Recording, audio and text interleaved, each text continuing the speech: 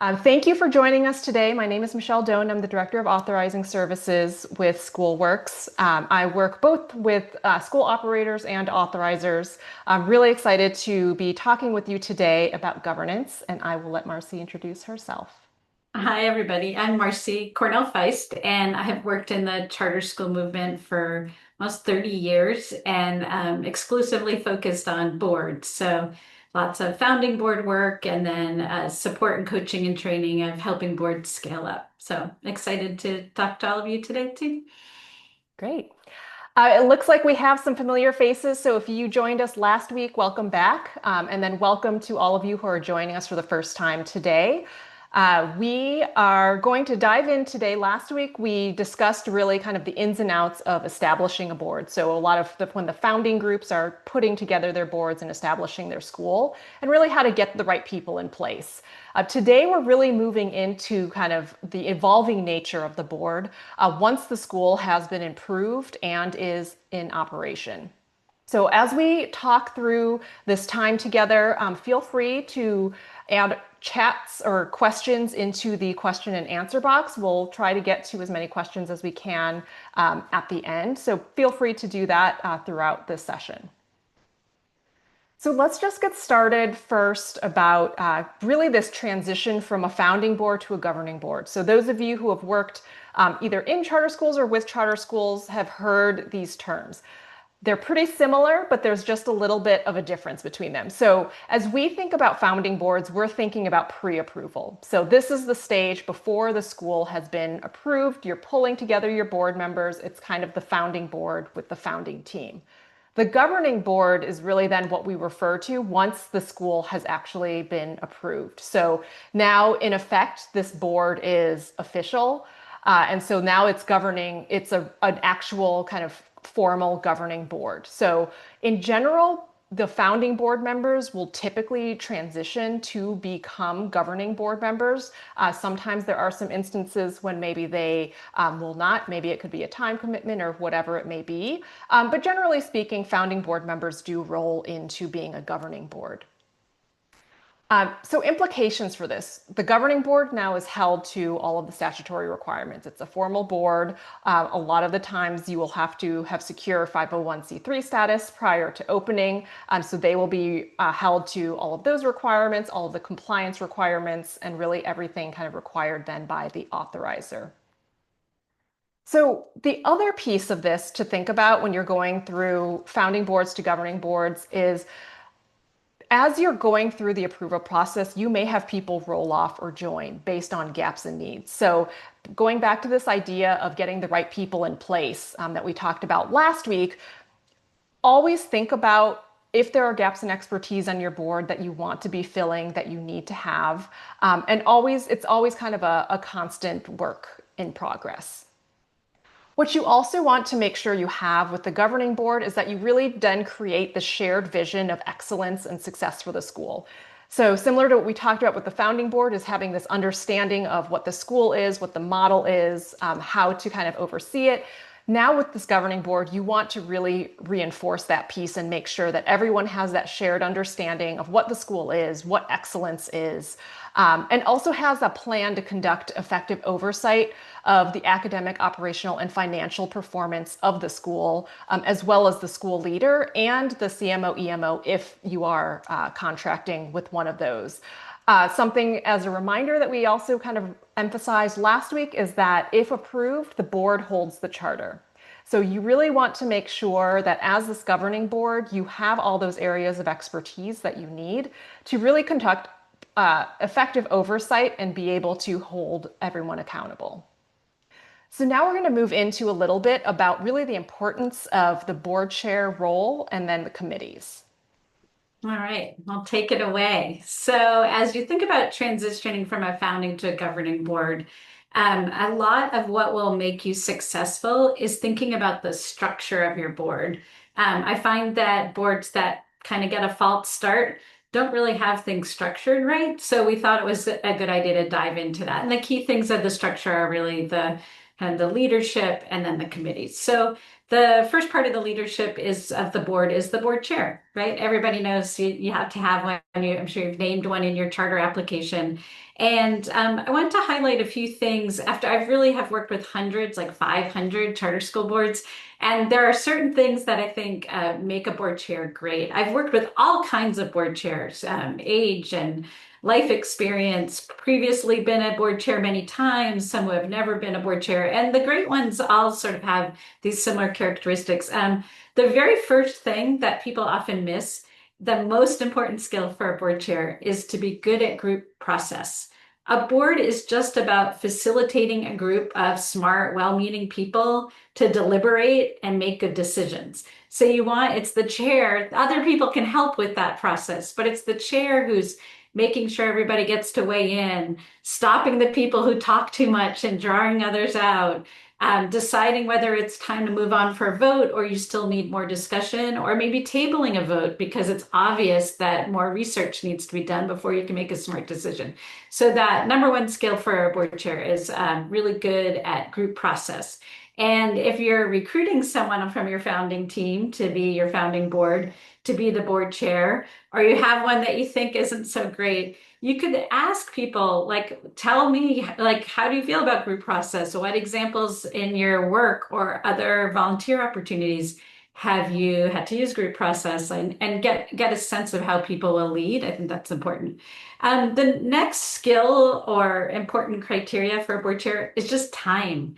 You might have someone that's fantastic that really kind of fits what you want as your board chair, but they just started a new job where they're going to travel all the time and they're just not going to be able to physically be at all the meetings or be at school events with parents and other kinds of face of the school things. So you really need to probe that the person who's going to be this founding chair on the first couple of years of the governing board has time to actually give to it.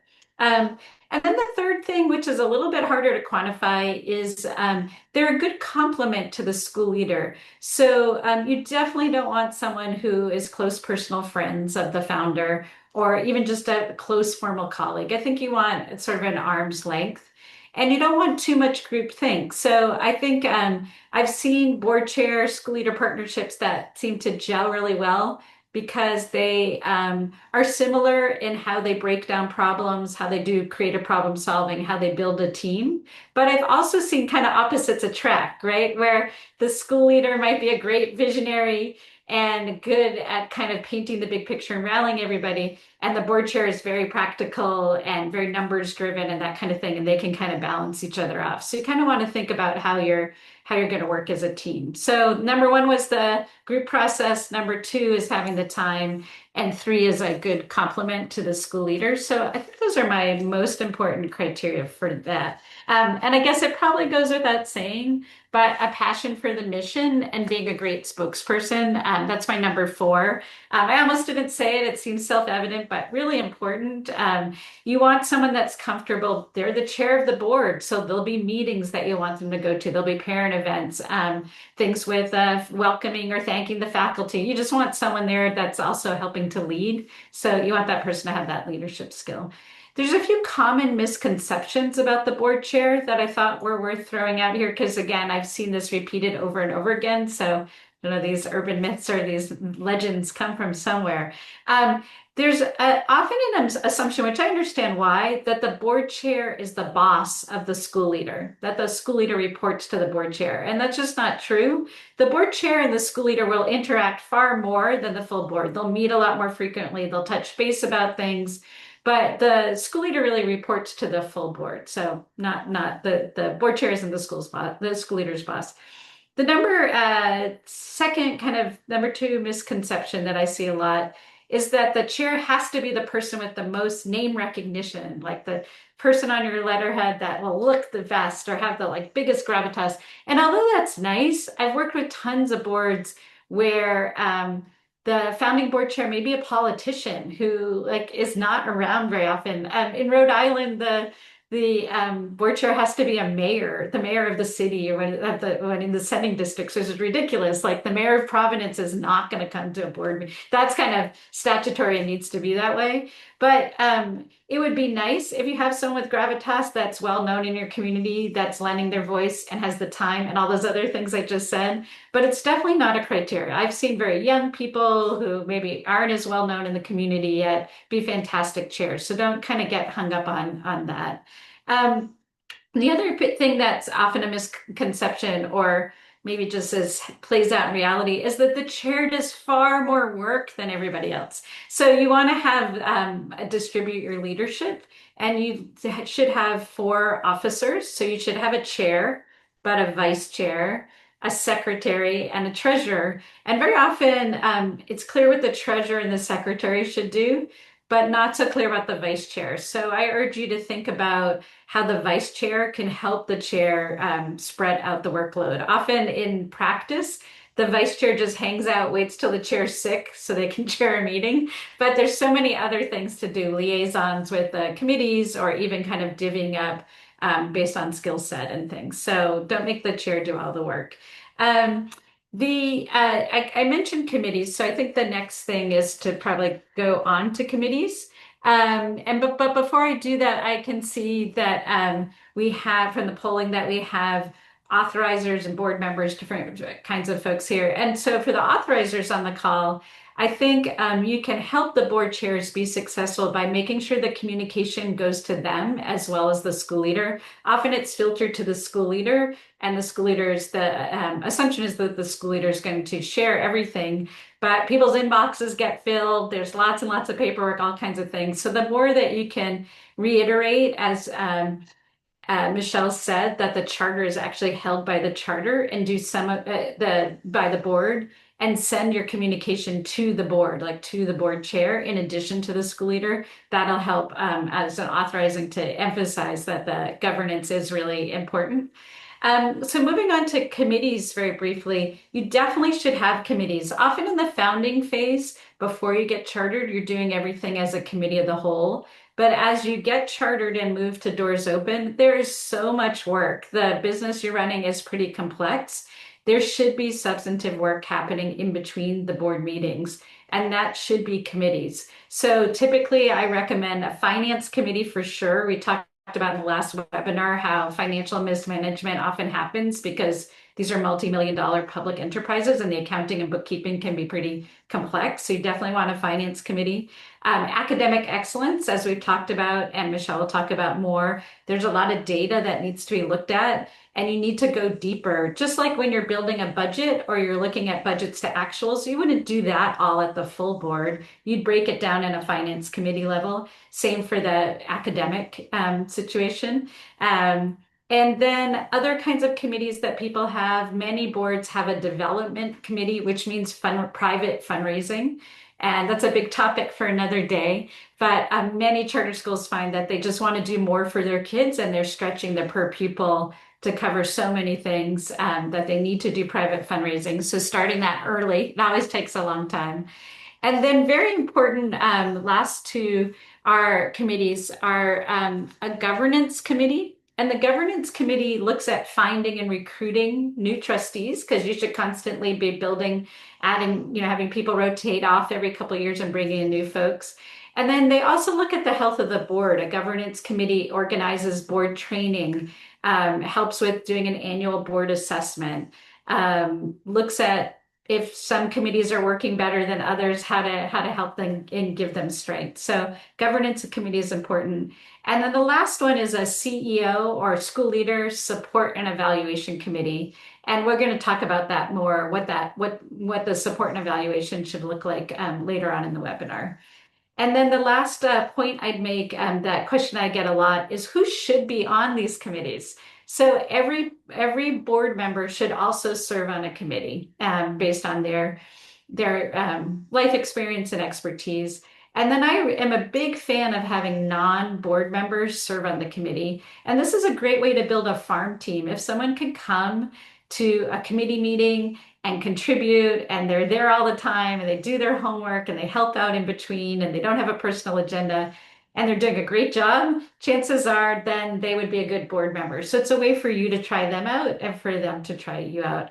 A very common thing that people do is grab parents or teachers and put them all on the committees. And you really want a healthy separation from what the management, what's happening day to day in the school, and the governance, which is more strategic, high level. And you really want a partnership with the school leader and the board. And I find having a lot of parents and um, teachers on the committees kind of messes up where those lines are. Now, you might have a parent who has fantastic skills that you need. You might have a parent who's a CPA and has, done that kind of work and wants to be on a finance committee. That's a different thing than just by virtue of being a parent, kind of putting people on the board. So I think did I forget anything, Michelle? Kind of the main things I'd say about board chair and committees. Yeah, I think that's definitely right. I think to emphasize Marci's point, when you're thinking about the use of committees, a lot of times, authorizers, if you think about your applications, a lot of times you'll ask about the board structure. And why are you asking about the board structure? One, you want to know who is on the board, but you also want to know what structures they have in place in order to provide that oversight. And so, as Marci said, committees are one way of doing that. But you want to make sure also that the applicants understand what the committees are and are really using the committees and really leveraging them within their meetings.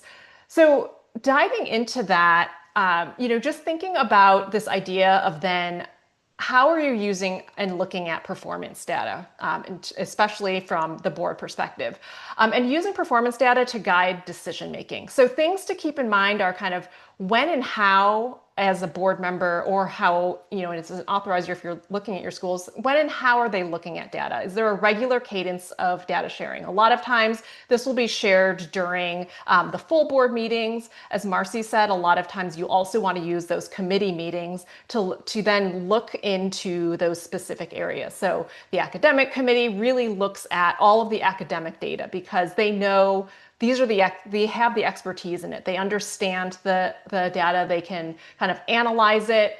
And what they can do then is either the full committee or the committee chair can then bring those conversations to the full board meetings in a digestible way. So in a way that everyone on the board can really understand, even if they don't have necessarily that expertise, to ensure that everyone really understands if there are questions, if there are concerns, and really just kind of the ultimate health of the school in those areas. And so really, you want to think about what data you're looking at. So academic, financial, operational. It's really good idea to have either, some sort of a dashboard or some sort of a way. A lot of authorizers have performance frameworks. So for schools, typically you're going to be looking at the performance framework and using that as your base for what you are making sure your schools are doing and the goals that they are meeting.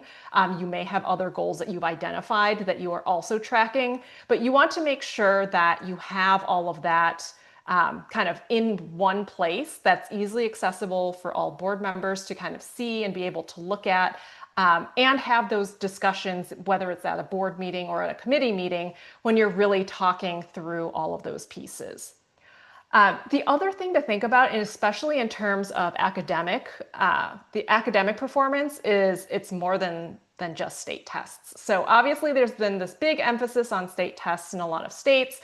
There's so much data beyond that boards really need to be aware of. And there's a lot of indicators that are important. So it could be things like the interim data, the benchmark assessments, things like enrollment, attendance, teacher and student retention, culture, all of these pieces that still kind of all pile into the overall performance and helps you really understand and get a picture of what's happening at the school. So, for example, if you have low enrollment, that's going to affect a lot of things. That could affect your budget. That could affect your staffing. Those are things that you need to be tracking. Things like teacher and student retention as well is there a lot of turnover? Why is there a lot of turnover? And so really looking at these indicators and having the board be able to ask those questions if there is a concern of what is going on, how do we address this, and those sorts of things.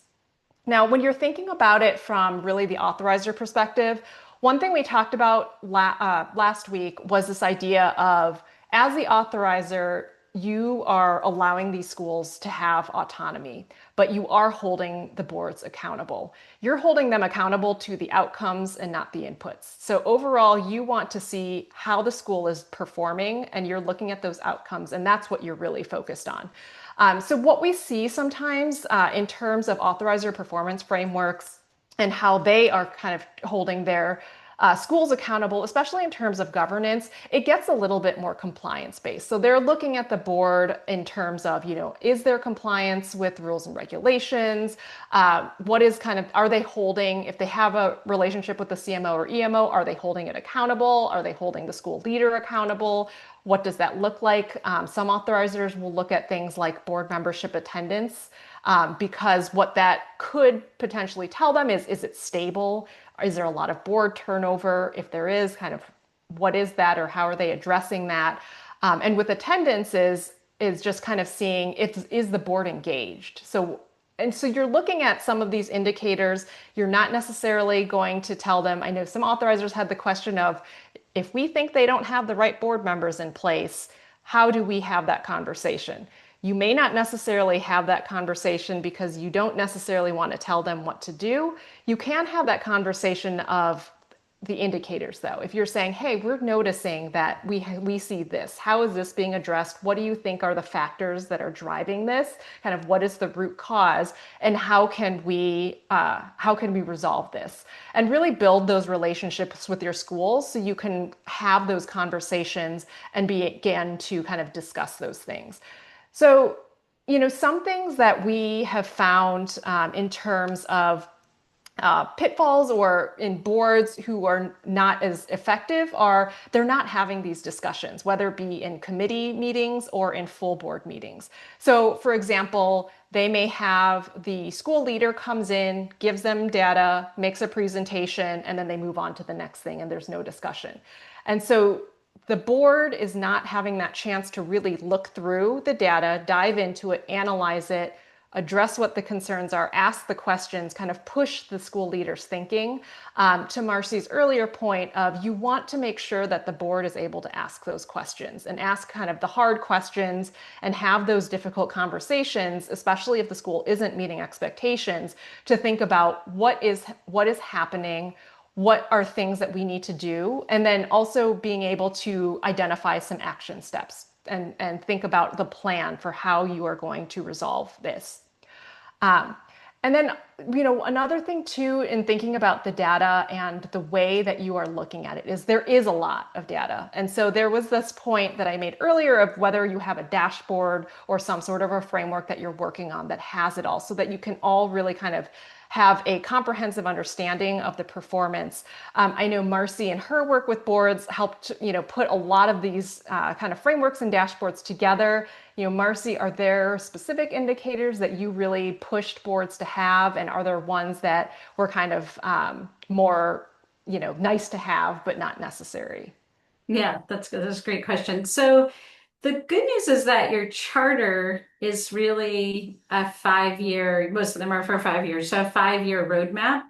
And it says at the end of year 1, 2, 3, 4, 5, in many indicators, this is where we need to be.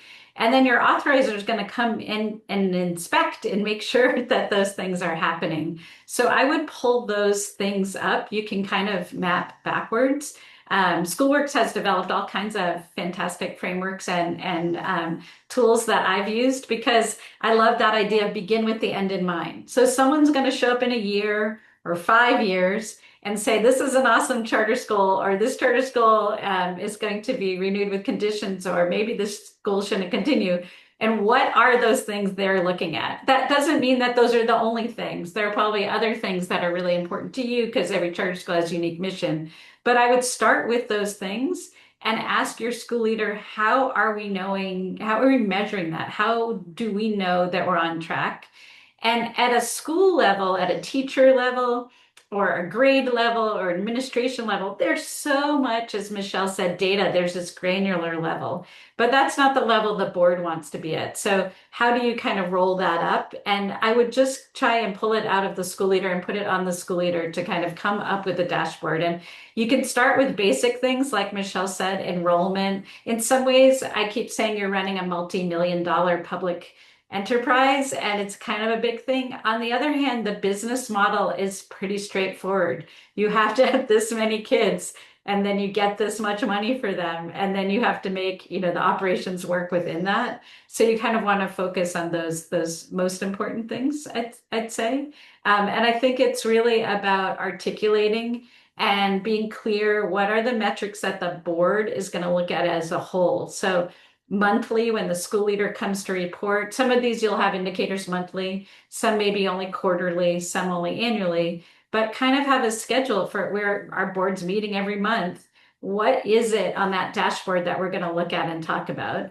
And then break down each component. The financial pieces go to the finance committee. So what are they going to look at? A subset of that every month, every quarter, every year. The academic committee, the same thing, and kind of keep going like that. That kind of helps explain it a little bit more.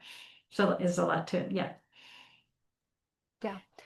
Yeah, I think that's great. And so I think, as you hear this, there's a lot of information. So as a board, it goes back to this idea we talked about last week is you just want to make sure you have the right people in place who are going to really be able to take all of that information and be able to digest it and analyze it and use it to kind of monitor the progress of the school. And then another really important piece is then the school leader. So really at the end of the day, the board's sole employee and kind of only direct report is the school leader. And so how the board kind of communicates and relates to that position and how you coach and support them is something that's really important that Marci's going to talk about. Okay, we'll cover that briefly. I can see we have a lot of great questions, so I'll make sure we get to those too. But this last piece is really about the coaching and support of the school leader. And I think it's helpful to think about it in two kind of buckets. One is formal. This is, as Michelle said, the only employee of the board. Everybody else reports to the head of the school or other people in your org chart. And the board only has one direct report, and that's the school leader. So I would think about how are you going to do an annual evaluation and probably have quarterly check-ins at besides the annual. And if you can't pull off quarterly, at least twice a year in addition. I see in the beginning of many schools' creation, everything is so busy. There's so much to do that there isn't really a lot of evaluation until the end. And then it's this big blow up of all these like hurt feelings and things that people thought went wrong. And it's not helpful to do it that far, at the end. It's better to be giving feedback along the way. So I would have a formal structure, and it ties right back to what we were saying. What are these performance metrics? What is that school leader hired to do academically, financially, for the facility and the building that you're going to be in? Those are the key categories. And have annual goals and quarterly goals. The board doesn't have to pull those out of a hat or out of thin air. You should ask your school leader to present those to the board and show how they align to the charter. Because again, the charter is just all the promises that you've made that you're going to deliver and how you're going to measure that you're there. And that's pretty much the school leader evaluation. And then the quarterly check-ins can just be subsets of that. And the full board should do the annual evaluation. The quarterly check-in should probably be a CEO support and evaluation committee. It's a little hard to be the one person sitting there with 7 or 9 or however big your board is and getting all that feedback. So usually the committee will go solicit feedback from everybody else and then kind of package it together and share it with the leader. And the part that's often missed is the leader needs to give feedback to the board, because very often I'll see a really simple example is maybe around fundraising, where there's some big fundraising goal that everybody wants to hit, but the school doesn't have any fundraising staff, and the school leader's counting on the board to help with that, and the board doesn't do their part, and the school leader feels they did their part. And so it's good to give feedback from both sides. And then I said that's kind of the formal structure, and it's not so different, or it is actually the same as performance reviews that you're all used to in your professional life. We've all had performance reviews by bosses that feel good, and others that feel like, God, they don't even know what I'm doing. They don't know my job. How are they measuring this? How did that happen? So you can use those as touch points. And then there are so many great charter schools that have gone before you. So I would ask your school leader, maybe they've come from another charter school. Do they know how that leader was evaluated? And have them they probably have peers that are their network, and find other school leaders that feel like their evaluation from their board is good. It's helpful. It's not punitive. It's supposed to be helpful. And go talk to those boards. Look at the instrument they've developed. You don't have to reinvent the wheel. And ultimately this evaluation should be helpful to your leader to get better at leading the organization. And so if you can find other examples, that's great. The other part of this is informal. And it's a very funky dynamic that the school leader reports to the whole board. Like none of us in our day jobs like report to 9 people. It's a very weird thing. And so very early on, and you want to have some informal processes where every board member isn't sending all their feedback all the time individually to the school leader. Their inbox can get filled, they can feel really pummeled. And to just develop a way, usually through a CEO support and evaluation committee, but at first it could just be through the board chair, that there's ways that if you want to give feedback, that there's some process. And again, your school leader should be good at group process. They're hiring a whole bunch of staff and training them and building a school culture, and they should have the skill. So they maybe could help the board develop what is a good feedback loop. How do we do this so that I can get the feedback from you, but I don't kind of have this constant peppering. And the board really needs to speak with one voice. So there may be one particular board member that really doesn't like something the school leader's doing. And let's just say I have a board of 9, that's one person, and 8 people think she's doing a fantastic job. So it's okay, they can have their feelings, but they're not speaking for the board. And so that's why funneling this into one collective voice is just helpful for everybody, for the organization and for the leader. I think those are the main things I have to say about the evaluation. The last thing I'd say is I do like having the school leader do a self-evaluation and then share that with the board. And then the board has that in front of them while they're doing their own evaluation, because it's just helpful to know. I have done hundreds and hundreds of CEO evaluations, school leader evaluations, and the majority of school leaders are much harder on themselves than the board, than they need to be. They're just always, they just have such high aspirations. So it's very helpful to say, oh, she needs an atta girl. She needs to know, like, yes, that thing was out of our control. We lost that building we wanted. We did all the right things. It is what it is. But sometimes we'll get the self-evaluation and be like, wow, this person thinks they're up here and we really need to recalibrate. So it's sort of helpful to know the mindset of the school leader going into those quarterly and annual evaluations. So, yeah. Anything else on that you want to add, Michelle? No, but it's a good segue into the idea also of board evaluations. So, Yes. as you think about school leader evaluations, you also, if you're a board member, you also want to be thinking about how the board itself is evaluating. It's really important for you to evaluate yourselves, I would say at least annually. There's a couple of reasons. So you can identify gaps in expertise. This can be your way of kind of seeing, okay, what is the expertise we have? What don't we have? Who's rolled off? Who's coming in? Do we have prospects? Those sorts of things. Also just thinking about, like, are there potential needs for professional development? Are there topics that it seems like the board needs to know more about or learn more about? It's also a way to kind of set and monitor progress towards goals that you as a board have set. It's one other way of just making sure that the board itself is effective in addition to the other responsibilities, and just really self-evaluating itself, being able to have that conversation and think about how to continuously improve upon the board. So this all goes also into this idea of really building a sustainable governance structure. So you really want to build this structure. In this founding stage, you are starting to put some of the pieces in place. And so a lot of times, some of that is you start drafting processes and policies. And now you're in this governing phase, and it's really important that you have these processes and policies in place. So things like your financial policies, your operational policies, what are your processes? How are you doing the evaluations? All of these things. And you get it in place early. Once the application is improved, it's a whirlwind to the school opening and beyond. And it's, the first few years of school operation are going to go by really fast. And so that's why it's really important to take that, especially the founding year if you can, but also the startup year for sure, just really put in those policies and processes, have them in place in early on to establish expectations. And once you're in operation, of course, you can kind of start iterating on it, revising it as needed as you see kind of what works and what doesn't. But really to have it in place from the beginning is something that is important. And then another piece just to think about long-term sustainability is don't underestimate the importance of strategic planning and succession planning early on.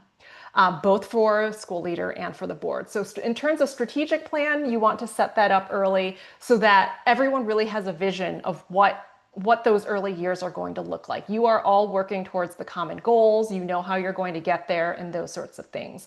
In terms of succession planning, no one really wants to think about succession, especially school leaders, especially when they've put so much time into this. But it's going to happen, and you as a board want to make sure you're prepared in advance for it and that you're not scrambling to then put together a plan as it's happening. So it's things like you want to make sure that your job descriptions are up to date and you know the qualities that you want and the qualifications that you want.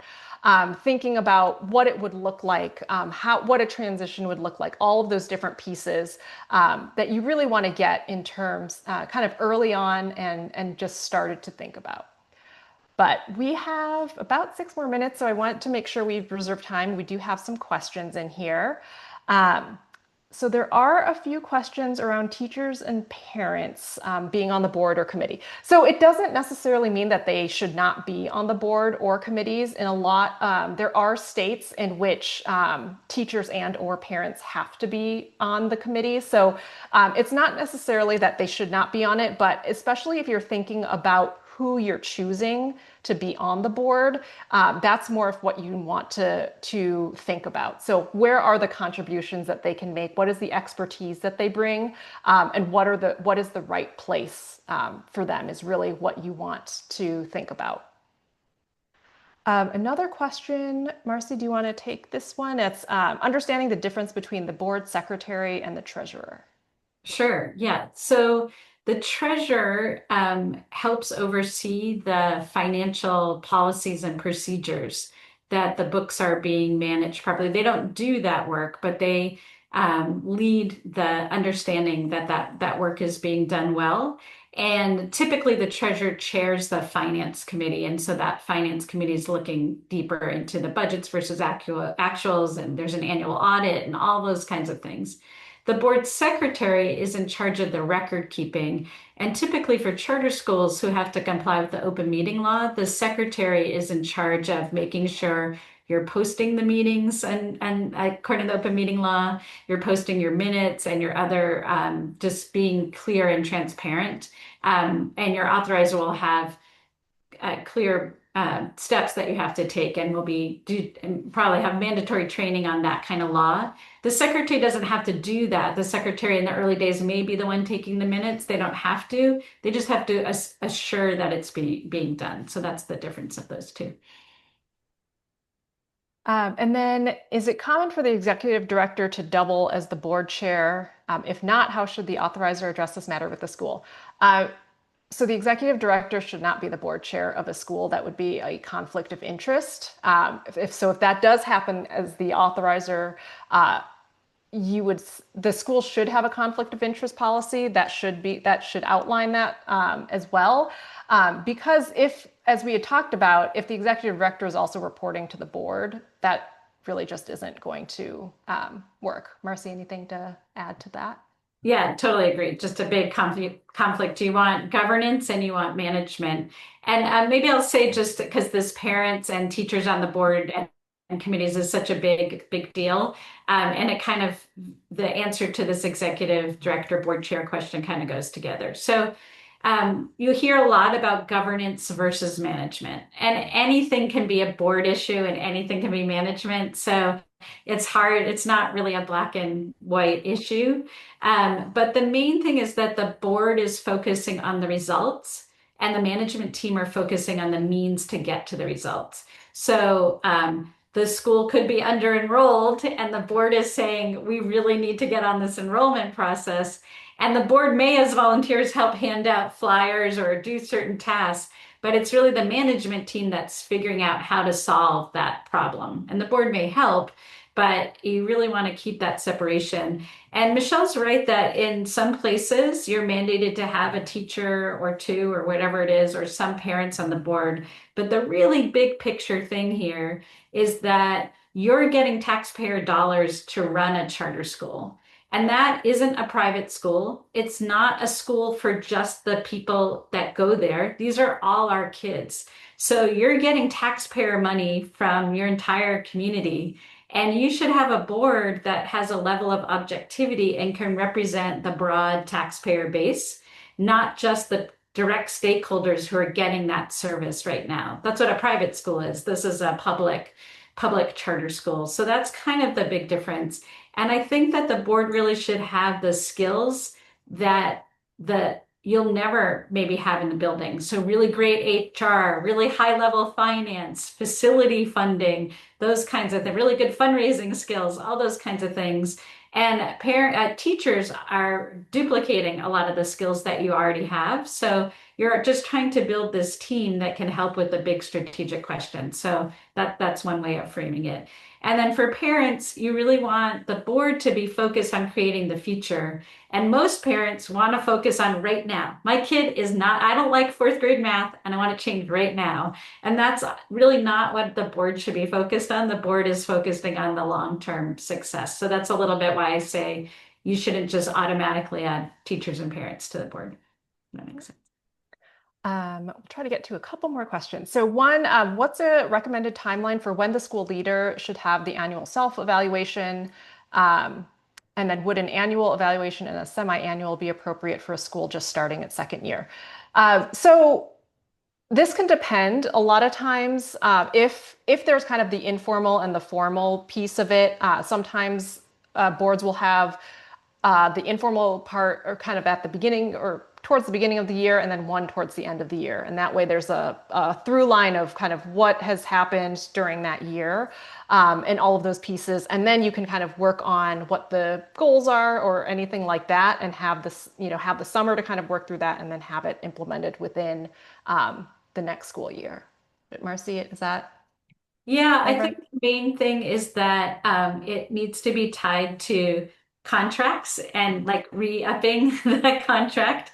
And so if you have a problem, if you think you have a problem, you're doing some evaluation early, like by the end of the calendar year, early in the to decide whether you're really going to keep this person. But it's also tied to the performance metrics. So in some states, the most important indicator of success comes out much later, so than the end of the school year, sometimes many months later, these state tests. So it's a little bit of a balancing. So I think what you said is good, Michelle, just adapting to your current situation. Yep. Um, well, we are out of time. We want to thank you again for joining us today. And we know there's a lot of interest in governance, and we really believe in the importance of strong charter school board governance. But thank you again for joining us today, and we hope to see you in the future. Thank you.